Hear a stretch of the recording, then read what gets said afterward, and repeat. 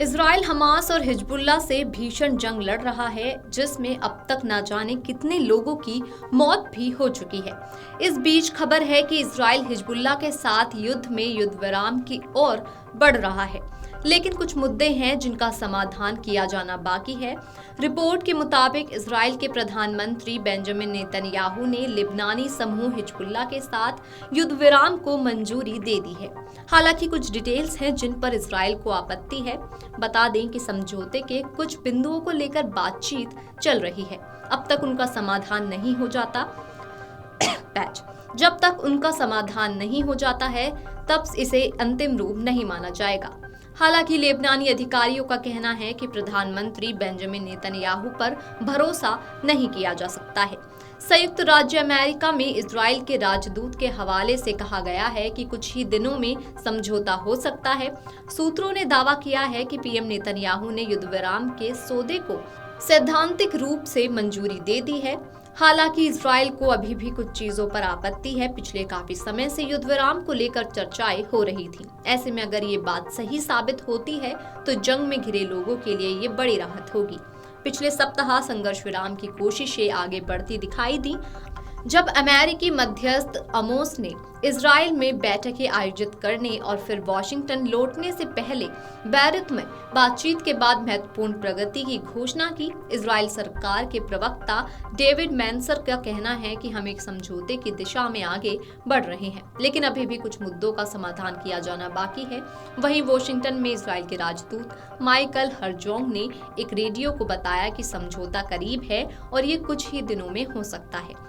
हमें बस आखिरी कोनों को बंद करने की जरूरत है। पिछले एक हफ्ते में इजरायली सेना की तरफ से शक्तिशाली हवाई हमले किए गए, जिनमें से एक हमला मध्य बेरूत में किया गया, जिसमें कम से कम 29 लोग मारे गए, जबकि ईरान समर्थित हिजबुल्लाह ने रविवार को अपने सबसे बड़े रॉकेट हमलों में से एक को लॉन्च किया और 250 मिसाइलें दागी। वहीं इजरायली हवाई हमलों ने सोमवार को हिजबुल्लाह नियंत्रित दक्षिणी उपनगरों के कई हिस्सों को पूरी तरह से तबाह कर दिया। इजराइल के राष्ट्रीय सुरक्षा मंत्री इटमार बेन-ग्विर ने इस समझौते पर कड़ा विरोध जताया है। इसे बड़ी गलती और हिजबुल्लाह को खत्म करने का ऐतिहासिक चूका हुआ अवसर कहा है।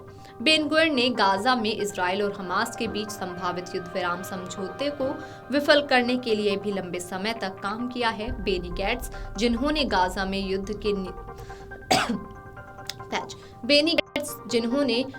में युद्ध के नेतन्याहू के संचालन को लेकर जून में इजराइल के युद्ध मंत्रिमंडल से इस्तीफा दे दिया था। उन्होंने प्रधानमंत्री से युद्ध विराम समझौते का विवरण सार्वजनिक करने का आह्वान किया।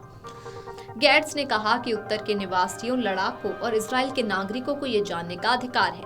पिछले हफ्ते अमेरिका के दूत अमोस ने बैरूत में कहा कि इजराइल और लेबनान के बीच युद्ध विराम समझौता हमारे साथ में है, लेकिन ये अंततः पक्षों का निर्णय है। बता दें कि इजराइल और लेबनान के बीच लंबे समय से संघर्ष चल रहा है, जो पिछले साल 8 अक्टूबर को शुरू हुआ था, जब हिजबुल्लाह ने गाजा में हमास और फलस्तीनियों के साथ एकजुटता में इजराइल नियंत्रित क्षेत्र पर हमला किया था। सितंबर में इजराइल के हमलों के बाद हिजबुल्लाह और इजराइल के बीच संघर्षपूर्ण युद्ध में बदल गया। इजराइल ने हिजबुल्लाह को बड़े झटके दिए हैं, जिसमें इसके नेता हसन नसरल्लाह और अन्य शीर्ष कमांडरों की मौत शामिल है।